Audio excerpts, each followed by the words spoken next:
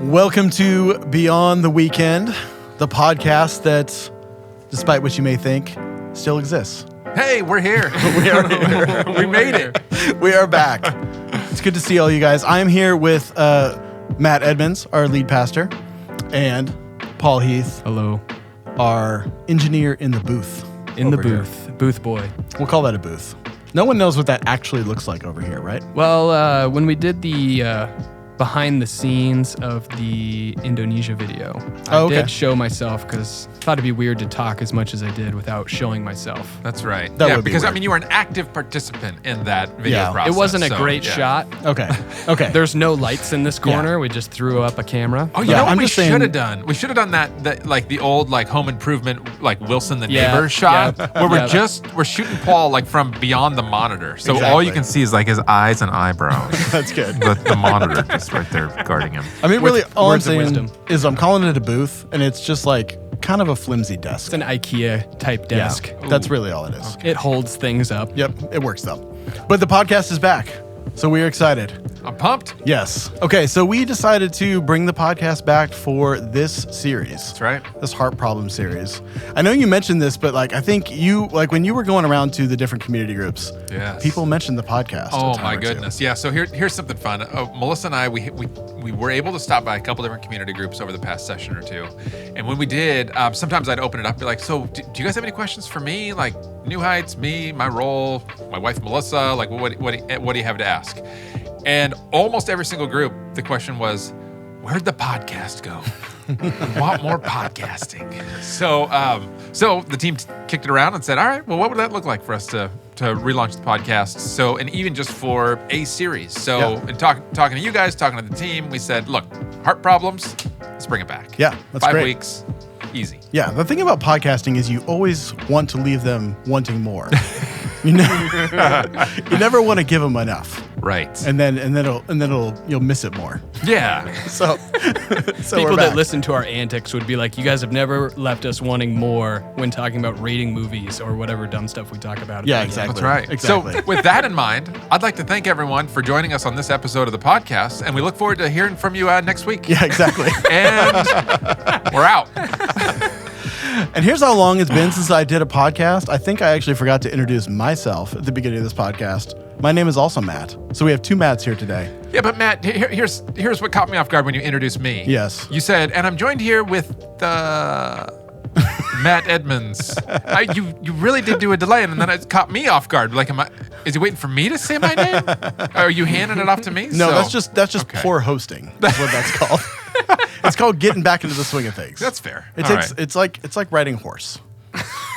Okay. Or riding a bike. I got to believe there's a lot of podcasts about riding a horse, I would imagine. Is there? I don't know, but there's a podcast on everything. There probably is. Yeah. How to ride a bike, how to ride a horse. There's got to be podcasts on all that. Yes, exactly. Yeah. Well, this is off to a good start. Yeah. We probably have a lot to catch up on, but the thing I wanted to talk about a little bit is last weekend we had Move Up Weekend here at New Heights, which was a party. Yes, if I had a fistful of confetti right now, I would throw it in the air and just... Yeah.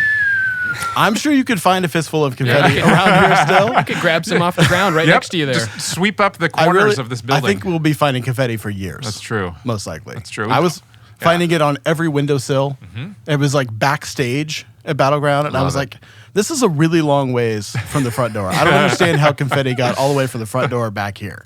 But to me, that's just the sign of a really fun party. Yeah, exactly. When you're finding confetti in places when you're like, yeah, this doesn't belong back here. Yeah, exactly.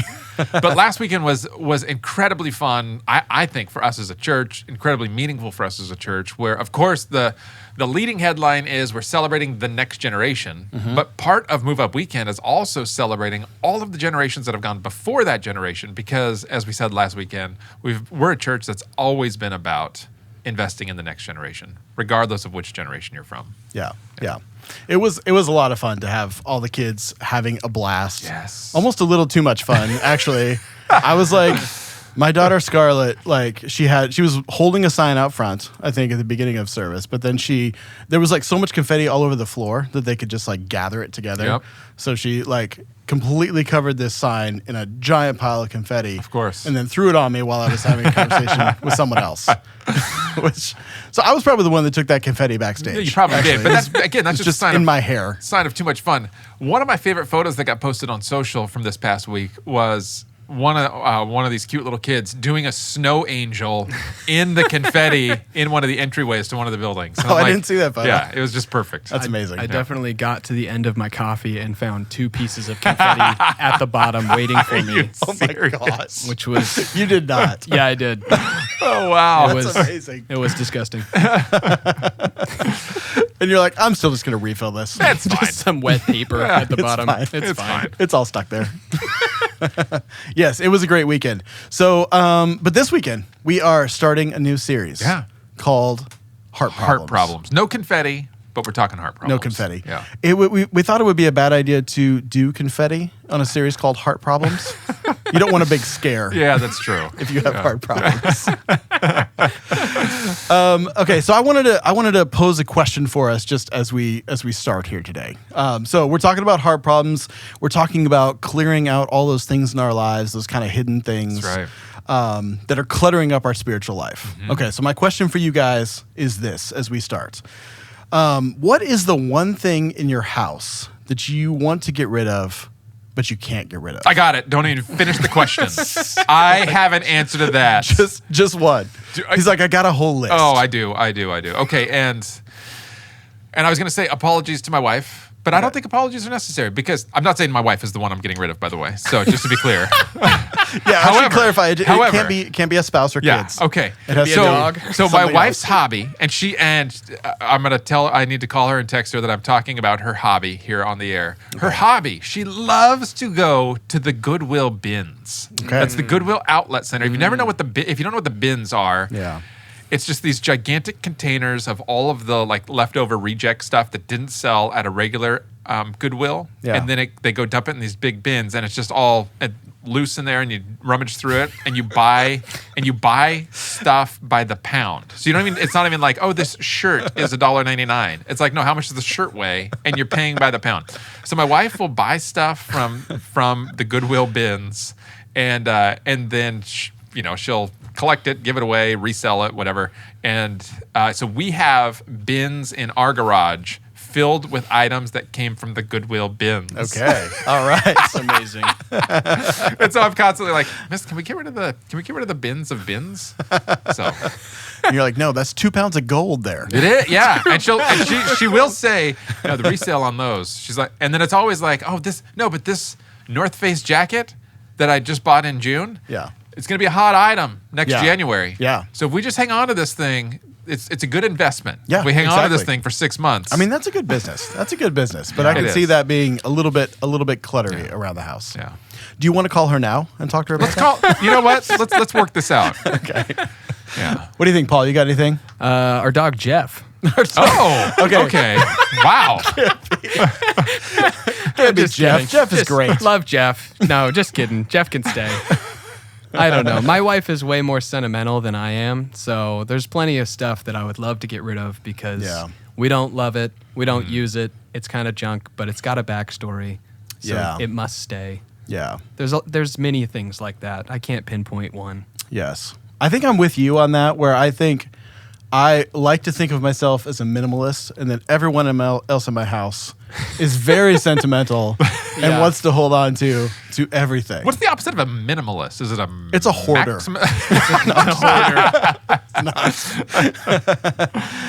So there's probably a few things, but the one thing that comes to mind is both of my kids are very artistic, so they like to make stuff out of whatever they can find, right? Mm-hmm. And so this has happened for a long time. But my youngest daughter Scarlett, like, if any box is delivered to the house, she's like, "Is anybody going to use that box? That's a blank canvas. Can I grab that box and make something?" So generally, her room is like covered with all these things that she's built from cardboard boxes. Love that. And they're cool. I'm not gonna lie, but they accumulate pretty quickly. And especially if it's a big box, she's like, "Can I take that box upstairs?" I'm like, "Do you need to take that box upstairs? There's a lot of boxes upstairs." A lot of boxes. And so we got her for her birthday. We got her a beanbag chair, and that came in like this really large box.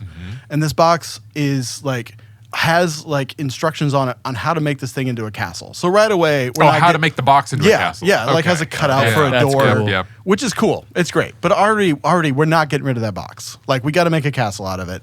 So her birthday was in March, right? So we had this castle around for a long time. It took me like a month and a half, right, to get rid of this castle box. As soon as we get rid of this castle box, the beanbag that I got her has a hole in it. and so I find out that this beanbag is under warranty, has like a lifetime warranty. Yeah. And so I send them an email and they're like, okay, we'll send you another beanbag. So of course they send me another beanbag, which has the exact same box in it, which is another castle. Round 2, here we go. So literally there is still a castle good. in my house right now from this beanbag box. That's so funny. It's mostly just good just for months boxes. on end. Yeah, it's still there. It's good. Yeah, so if you want to come hang out in that castle. Would I fit? Sorry. Would I fit in there? Yeah, you would. I mean, It's pretty big. it's big enough for you to just sit in there. It'd be a little weird. But let's go back to the beanbag chair. Yes. I mean, beanbag. Who doesn't love a beanbag chair? I know. It's pretty great. Yeah. And now you got 2 for the price of 1. Yeah, well, I threw one away in the New Heights dumpster. Oh, hey now. Just kidding. Just kidding. You're not kidding. No, I'm not kidding at all. Okay, so this series. Let's get into the series a little bit. I'd love to ask just why did you want to do this series? Why did you guys want to do this series? I think it starts a little bit. You talked about a couple of books at the beginning. I know one of them is Enemies of the Heart by Andy Stanley, which you and I have some history with. Why don't you just talk us through that one a little bit? Yeah, Enemies of the Heart. So that book is actually kind of dated because at the turn of 2000, so and I forget what it was 2005 or somewhere around there. That book was actually released with a really weird title. The title was "It Came From Within," and it had a picture of like Godzilla, I forgot about like that. blowing fire out of his mouth or something. And when you look at the book, that. you're like, "What is this? Like, what is this? Some sort of weird movie, sci-fi movie or what?" Yeah, And that is a worse title. yeah. But I remember I stumbled across it then, and I read it, and then my wife read it, and we're like, "This is good content. This is a great book." And it's still the content of that book. And then it was re-released, I don't know, a decade later under Enemies of the Heart, which makes a little more sense. And the subtitle is like Finding Freedom from 4 Toxic Emotions That Can Lodge in Your Heart, or something like that. And I remember being struck with that content initially because the 4 different like emotions, they resonated within me. And I'm like, yeah, that's in here. That's in here. That's in here. And I was finding, okay, and in that book, with that resource, I was finding resource to find healing from those emotions in my life. So I experienced that just going through the book. Melissa went through the book. We talked it through. And then, I mean, we're going back in the archive a long time. Yeah, we are. Probably around that time, 2005, 2006. Matt, you and your wife are in a small group with me and my wife and a handful of other couples, and we went through that book together, right? Yeah, we sure did. Yeah, which is the first time I read it, and it's a great book. There's just like so much good stuff in there, and we actually did it. We did some book clubs, like a book club kind of thing, like over Zoom, like a few years ago. New Heights did. New Heights did. New Heights hosted them. Yeah, I remember so those. we did it in that community group that we were in, and then I led a group that went through that book on Zoom with Mark Forstrom. Yeah. So I've read it a few times now, and I can definitely recommend it. So that was kind of like a little bit of the start of this series, like talking about these things. Now you mentioned your dad. You told a story about your dad at the beginning. Yeah, I opened with the yeah. Well, first of all, I opened by saying my entire life, people have always told me, you look just like your dad did when he was a kid. And so I remember my very first job that I ever had, I was working at Albertsons, bagging groceries. And it's the same Albertsons that, it's a quarter mile from the house that I grew up in, which is about a quarter mile from the house that my dad grew up in. And so people would always come in. I'd just be, I'm a 15-year-old kid bagging groceries, and people would come in and they'd be like, "Are you Craig Edmonds' boy?" They've never met me before in my life, but they'd look at me and they'd say, "Are you Craig Edmonds' boy?" Yeah. I'd be like, "Yeah, he's my dad." And they're like, "You look just like him. I feel like I'm talking to Craig right now." I'm like, "Yeah." So I've had that my whole life. Yeah, that makes sense. You didn't try to pull like a Benjamin Button kind of trick on them. You're like, "I am Craig. I am Craig Edmonds. My middle name is Craig." Yeah. Okay. Yeah. Take I that. I feel like you guys have that going in your whole family, because I think Nolan kind of looks like you now too. Okay. Like yeah. I think it's continuing. Yeah, someone asked him that at New Heights West. Yeah. He told me someone came up to him and he said they've never met before, and they said, "Are you Matt Edmonds' son?" Yeah, exactly. It's the Edmonds. Genes are strong. The genes are strong. Yep. Yes. Okay, so you mentioned this heart issue that he had a few years ago. Yeah. How scary that was. 6 or 7 years ago. That Yeah. was scary for the whole family. Yeah. How's he doing? How's he doing now? He's healthy. Okay, yeah, he's healthy, which is one of the reasons why I opened with the photo from this past year. Yeah. Where I'm like, here's a photo of my dad and both my boys, proof of life. He's okay. Yes. So I'm starting the story off. He's okay. He's all right. And but here's what happened 6 or 7 years ago. He had a heart attack. Yeah. Yeah. So I mean, that was like I said in the message, totally caught the family off guard. Totally surprised. Well, totally surprising for all of us. So yeah. Yeah. That's a scary thing. I love that photo that you shared of you guys doing the bike ride The together. Seattle to Portland bike Yes, ride. yes. Yeah. And- little 13-year-old version of me. Yeah. Was that difficult when you were 13 years old? Oh yeah. Yeah. Well, I'll tell you. I mean, what was more difficult than the actual ride? The ride is 200 miles. So I mean, jump on a bicycle and go ride 200 miles. That's not easy.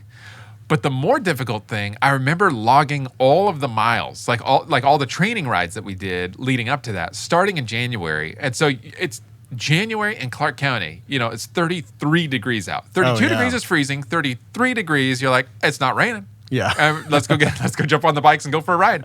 So we would do these rides, and he'd get home from work. He and I would go do rides together just to try to build up the mileage. We did the ride around Clark County. That's a 100-mile ride. We did other organized rides just to prepare us for the Seattle to Portland bike ride. Yeah. Yep. That's great. But it's great memories with my dad. I mean, just riding bikes. Yeah. The other thing that's great about that picture is your guys' matching cycling jackets. That was pretty great. Those are current. Everyone gets one when you sign up for the Seattle to Portland bike Oh, really? ride. Yeah. Oh, so everyone has one of those? Yeah, that's an official Seattle to Portland bike ride I thought you guys just bought those together. No, I mean, but you do wear it as like a badge of honor. So because I mean, that would have been, what year? It doesn't matter what year that was. Probably like 92-ish. Yeah. I don't remember what year it was, but it's early 90s. And so you'd see these people who were not wearing that year's Seattle to Portland jacket. They were wearing like a decade earlier or like 2 decades earlier. So it's like those jackets became bragging rights of how long you've been doing this bike ride. Yeah. So yeah. You guys still have those jackets? I still have You it. still have it? I got it in the memory bin. Speaking of things to get rid of. The memory bin. You can't get rid of it. That's a different thing than the other bins that we were It talking is. about. Yeah, earlier. no, we got the That's Melissa Goodwill bins. This is a good bin. Yeah, this is Matt's memories. This is what we're gonna My keep. whole life, all my life memories are in one single bin. Yeah. So now we get to your bins. You're all about Melissa's bins. You Yeah. need to get rid of. Yeah, and now yeah. you're like, Okay. this is fine. That's fine. This old jacket. Yeah. Okay, so I want to read one of the quotes that you had in the talk here today. Yeah. Okay, so it says this: that embarrassing reaction isn't an exception to what's in your heart; it's a reflection. Of what's in your heart. Yep.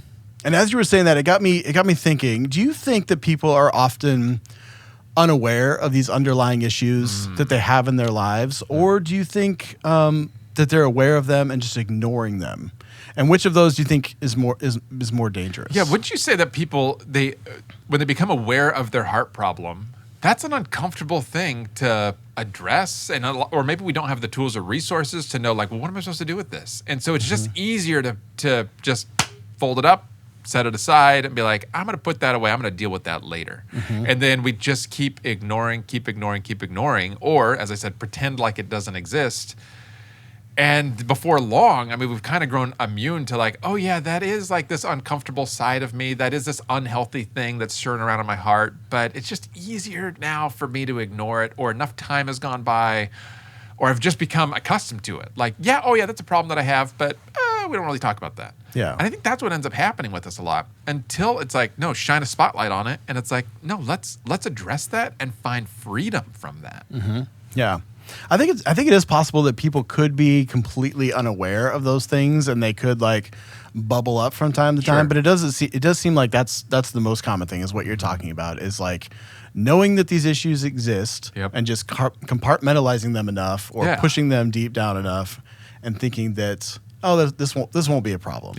Until it's a problem. Ignoring them and rationalizing it. Yeah. Until it becomes a problem. Yeah.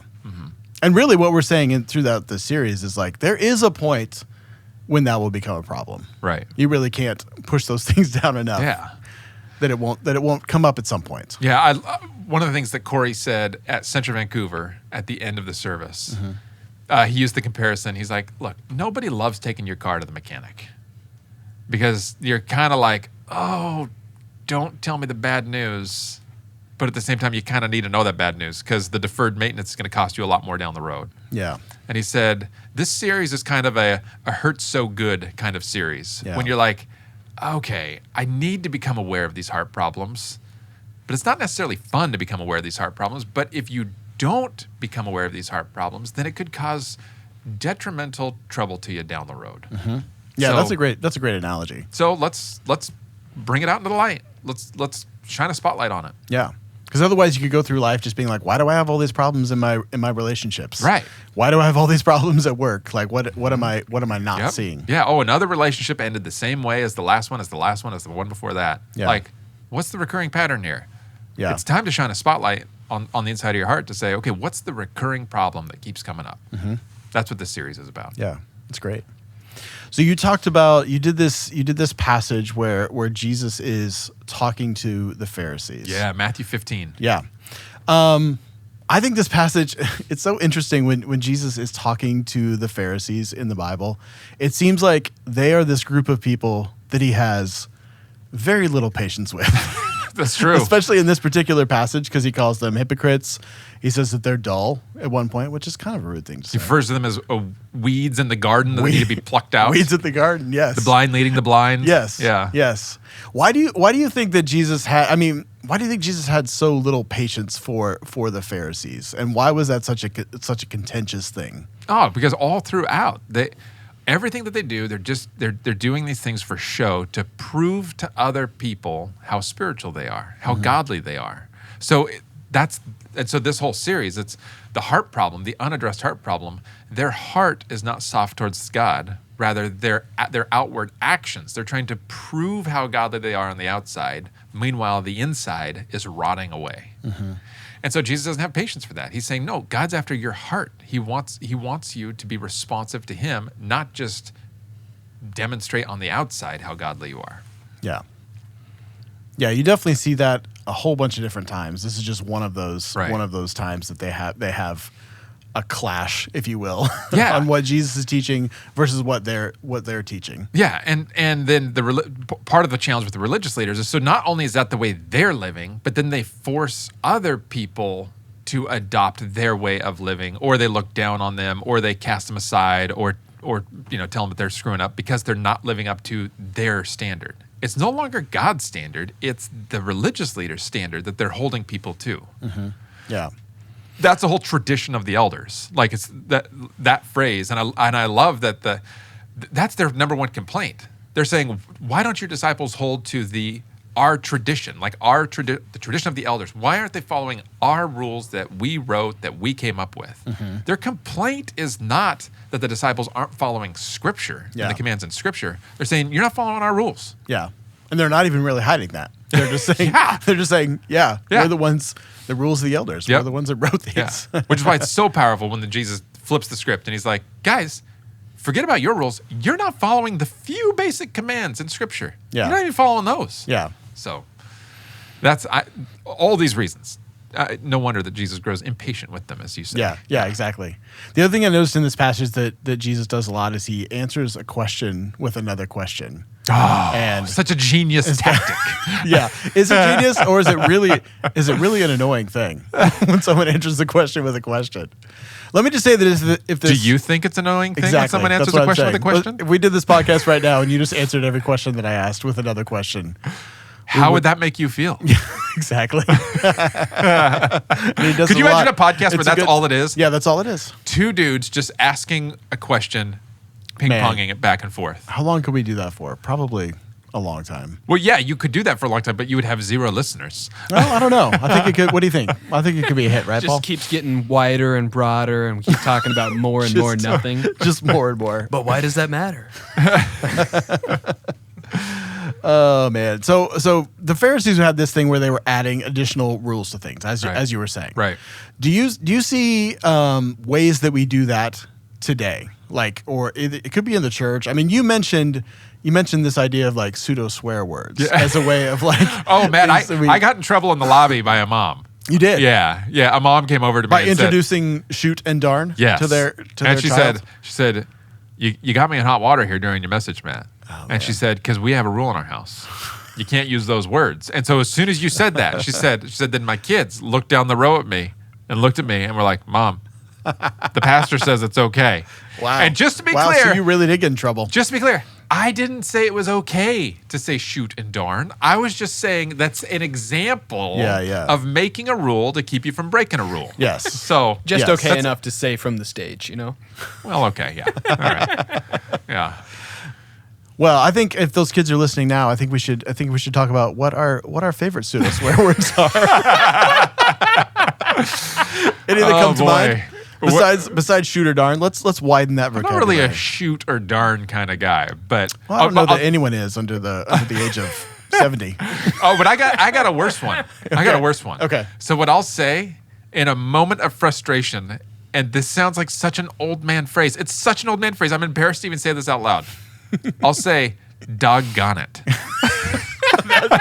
Okay, that's worse. But I'll say it with like a hard D and a hard G, like doggone it, like man. Like a doggone it. That has a lot of weight to it. Yeah, I know, and it sounds like you're real upset. Yeah, doggone it. That seems like a pseudo swear word that you need to have tools in your hand when you say it. Exactly. Well, and you need to be 80 years old. Yeah. So you hit your thumb with a hammer, and it's just a good like, doggone it. Yeah. Well, that might actually sound worse than what you're avoiding. Doggone it. Yeah. But in cars, right? Tomater says daggum. Daggum? Yeah. Okay. That sounds like a iteration of doggone it. Yeah, that's a good one. Yeah. Well, I don't say it, but a cartoon says it. I mean, you could add it into the vocabulary. It's Pixar safe. Throw a dadgum in there every so often. That's good. How about you? You got a pseudo swear word? Well, there's one. Boy, this podcast, our kickoff where we're all of a sudden talking pseudo swear words. I know. What's happened? I grew up in the Midwest, and one of my there's a lot of good ones, but like one of my relatives used to. I'm not going to say who. One of my relatives used to say crumbs all the time. Crumbs. Yeah. Okay. So they'd be like crumbs. Okay. Yeah, that's. Are you related to JP then? That doesn't even sound. He does say that. JP says oh, crumbs. That's right. I completely forgot about that. I love that you weren't going to call out your relative who lives in the Midwest. Yeah, but we'll call out JP. But then Paul's just like JP Mumley. Well, everybody at East is probably like JP does. Crumbs. Every time his mic's not on, crumbs. Crumbs. Let me tell so funny.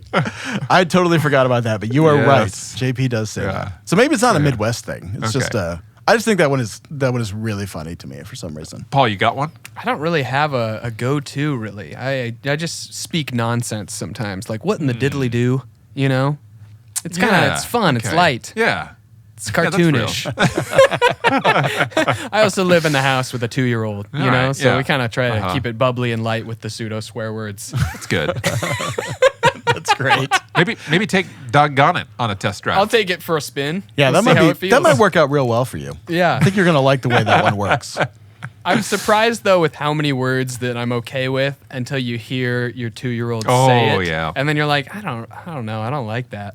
I say oh my gosh all the time. And then you hear her say, oh my gosh. And then you're like, oh boy. Yep. I guess I don't know. It's just, I don't like it when you say it. Yep. So you hear him say, idiot. One time. Yeah. And they're like, what are the alternatives This here? doesn't sound great at all. It's good. Oh, man.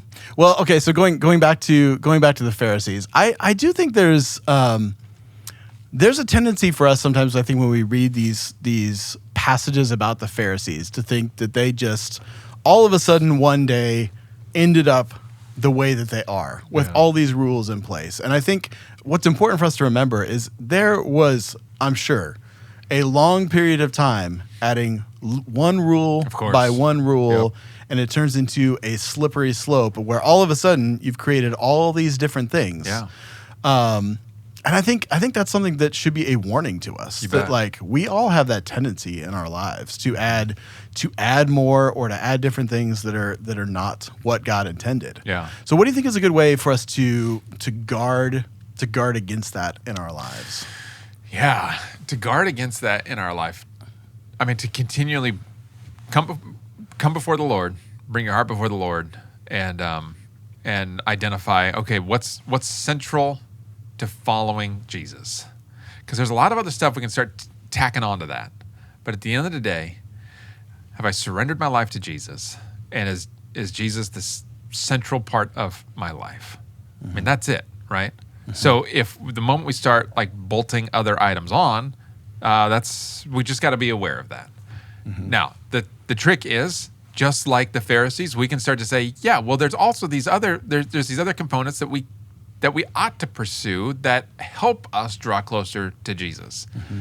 Take a real obvious one, reading your Bible. I want to discover who Jesus is. So it's a good practice, read your Bible. But again, a little bit of like what we said in the message, they took the hand washing and then said, now we're going to take the hand washing, which was a command from the Lord in Leviticus chapter 21. And now we're going to use hand washing to try to impress God. And now we're going to keep using hand washing to try to impress people. And now we're going to keep twisting hand washing into looking down on people. So this is where Bible reading, incredible opportunity for us to discover more about who Jesus is and how he wants us to live our lives. That should be the chief end of reading your Bible. Discover who Jesus is and how he wants us to live our lives. But the moment we're like, okay, well, now I'm just here to read my Bible to try to impress God on how spiritual I am, that's a slippery slope. And next it'll be, now I'm just trying to impress other people. And then before long, now I'm looking down on you. Oh, you didn't do your daily Bible reading? Oh, and it's the moment that we're looking down on people, we got a heart problem. And I think we can do that with any spiritual practice, is where it can start to get manipulated into a heart problem, as opposed to a genuine opportunity for us to seek Jesus. Yeah, there's always the tendency for us to take a good thing and make it the thing. Yep. Like, and I think watching out for that is very important, because I think all of a sudden you just end up where the Pharisees ended up, where they were pursuing the wrong things. They were spending their time doing things that weren't really important instead of doing what really mattered most. Yeah. But I think it would be good to clarify right now that it is good to wash your hands before eating. Yes. I think that's actually a pretty good rule. Solid. So if you're doing it for the right reasons. It's true. Yeah. That's good. So let that be a lesson to us. Yeah, I just want to say that I've actually started instituting your instructions for the Pharisee hand washing. Yeah, the three hand washes. They're letting it run down this way, and this way. Yep. And then the third one, rub your hands together. Yeah, it's good. I feel like I'm getting cleaner than ever. Do you remember how nuts we all went on the hand sanitizer during COVID? Yes. I mean, hand sanitizer everywhere. Yes. Everywhere. And now it's nowhere. Yeah. Right. Now no one uses hand sanitizer at all. Yep. That's real. It's true. We were very concerned about it. Yeah. So there are significant moments to wash your hands. Yes. I agree. Okay. Just wanted to clarify that. For the kids at home. Okay, that's good. Yeah. Don't swear. Wash your hands. Yeah. Yeah, wash your hands before eating. Don't say shoot or darn. Those are still bad. Good. We're making progress here on this podcast. bad. We've redeemed this podcast. Yes. Here we go. Okay, I'm going to read one more quote that you had in your message. Okay, so it says, whatever heart problem doesn't get transformed gets transferred. That's right. So why do we think that those like internal heart struggles that we have won't affect those around us or ourselves? I mean, it's easy for us to think that we can just keep those things inside. Why do you think there's such a tendency for us to do that? Even though we know that we really can't, honestly. Like if you were really to boil it down. Totally. Because we all think we can master our own lives. We all think, oh, I can manage this. Yeah, maybe someone else can't manage this in their life, but me, I can manage this in my life. And we think we can manage it, but then we discover the hard way. And again, so in that example, whatever heart problem doesn't get transformed gets transferred. So that one of the examples I gave was when I called out dad's husband. So it's like if you think, this this was part of my upbringing when I was a kid, but surely I'm not going to bring that into my family, my marriage, my parenting, my kids. But unless you've done the hard work of bringing that before the Lord and finding healing before the Lord with that, then guess what? Most likely you are bringing that into your family, your parenting, your marriage, and it's going to start showing up in different ways. Mm-hmm. And again, that can be a sneaky thing. Yeah. Like you might not totally realize it. That baggage that you bring into it. But like you have to be aware of those things. Yeah. Yeah.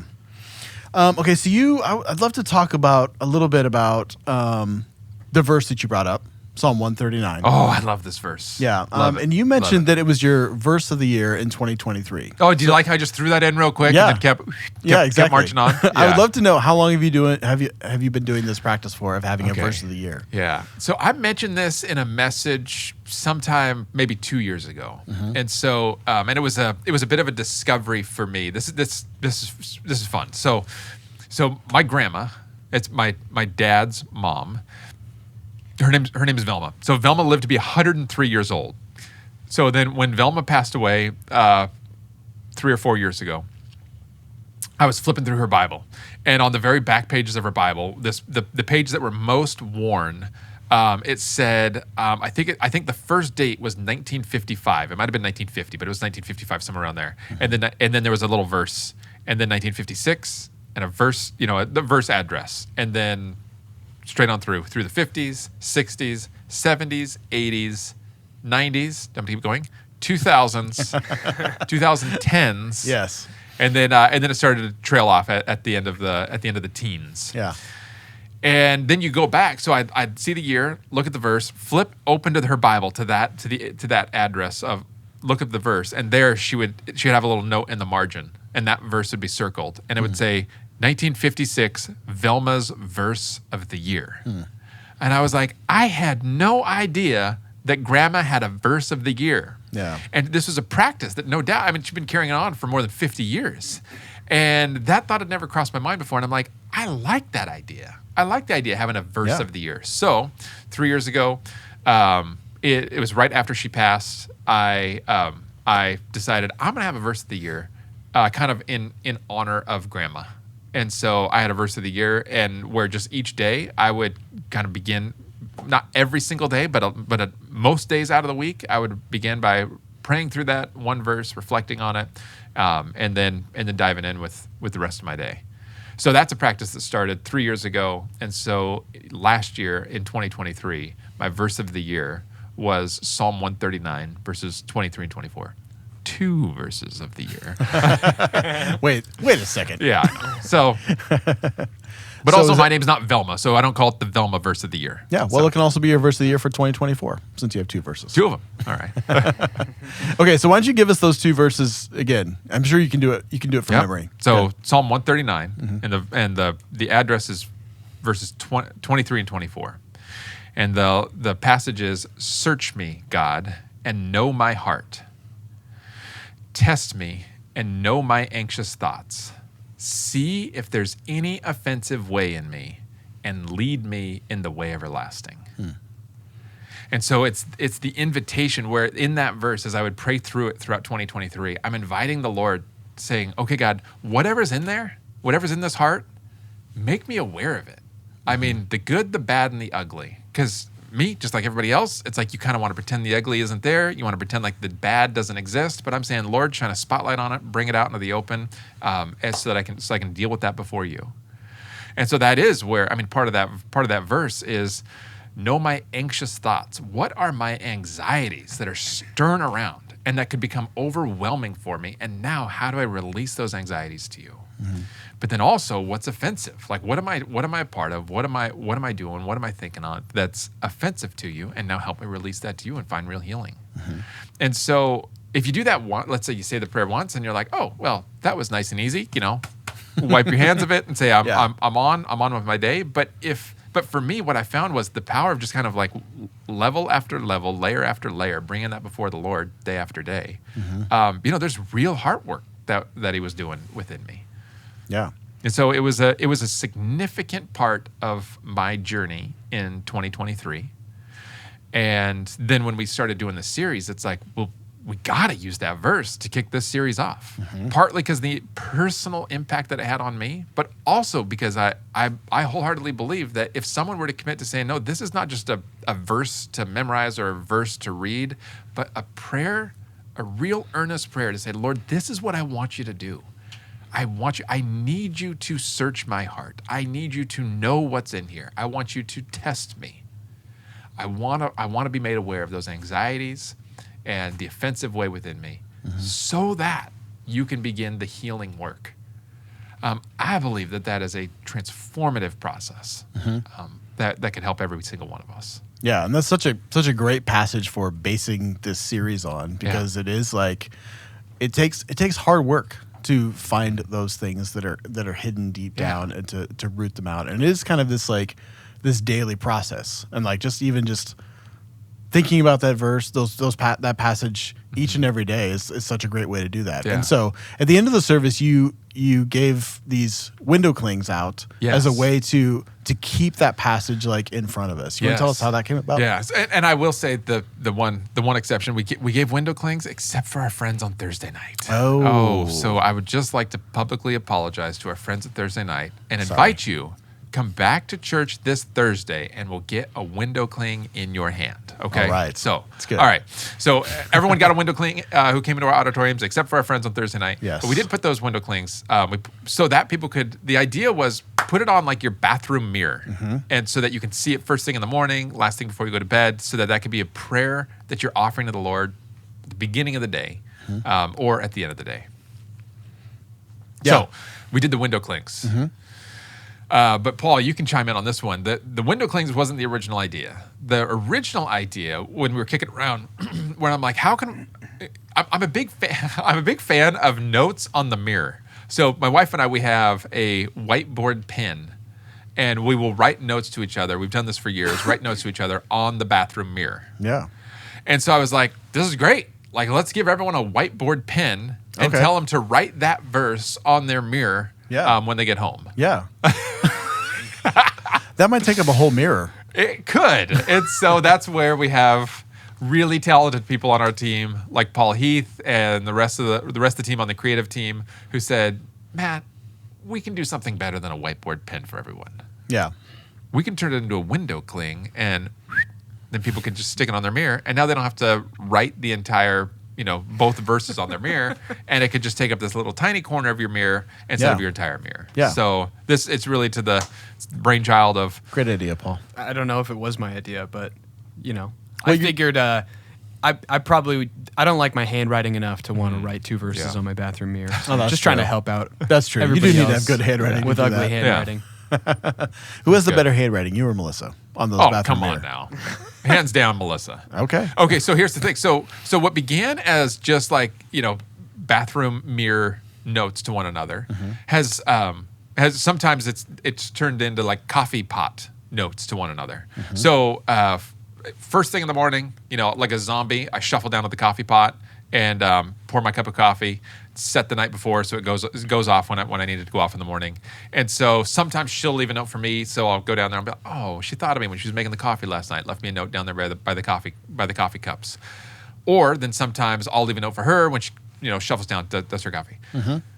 No joke, this past week, she wrote me a note, put it in the coffee cup, but I'm too tired to see it, and so I pour my coffee over the top of the note that she wrote, and I don't realize it. Paul, this is you drinking a cup of coffee with confetti in it. Yep. I'm drinking my cup of coffee in the morning in kind of our dark-ish living room, and then I'm like, what is this? And then I pull this Post-it out. It's a Post-it that she wrote a note to me on. Oh my gosh. And but still got a note from her, but it was drowning in a cup of coffee. Did that note just say buy coffee? Yeah, that's great. I think those window clings are going to be great. And it really is like our hope that people would use these, that you put them on the mirror. There were already 4 of them on the mirror at Battleground Campus As when I there left. should be. Yeah. Okay. So they're there That's ready good. to go. So that's a great way for us to start this series. Like just to put that on the mirror, just be thinking through those verses. Yeah. Each and every day, because as we go through these next 4 weeks, because we're going to be talking about 4 different things. Yep. Okay, so next week you're going to be Next week. teaching again. I'm back. What are again. we talking about next week? Okay, so what are we talking about next week? I'll just give it to you. We're talking about greed. Oh man. Welcome to church. Let's talk about greed. So, and this is where I was like, oh, in this introductory message, should I give all 4? Should I say, here's the 4 that we're going after and just here they are? Or should I hold it back? Should I share them? And it's like, I eventually landed on, because as soon as I mention all 4, then I'm going to want to start explaining. I'm passionate about these 4 topics because the Lord's done a work in my heart, in my life. And so I'm like, I barely know how to mention them without like, okay, let's dive in. So I didn't even mention the 4, although I gave different examples. I did mention like that could be greed lodged in your heart. That could be jealousy lodged in your heart. It could be anger lodged in your heart. You could feel guilty or shame over this thing. So I did, little Easter eggs along the way. I was given these examples of these 4, but never actually said, here are the 4. 1, 2, 3, 4. Yeah. Well, it is like a great way for us to start is just even in this introduction piece is just to be like with those verses, just to be asking God to be at work in our hearts, being open to what God would do as we talk through these Lord, passages. Reveal what's in my heart and heal what's in my heart. Yeah, that's great. So we'll be back. We'll be back next week, and we will talk about greed. Talking about greed. Okay, should be fun. Yes. Okay, I think that's all that we have for today. This is a great way to relaunch the podcast. It is a great way to relaunch Matt, the podcast. I'm really glad you're helping us do this. Yes, of course. Yeah. All right. Well, thanks for joining us, and we will see you next week. Next week.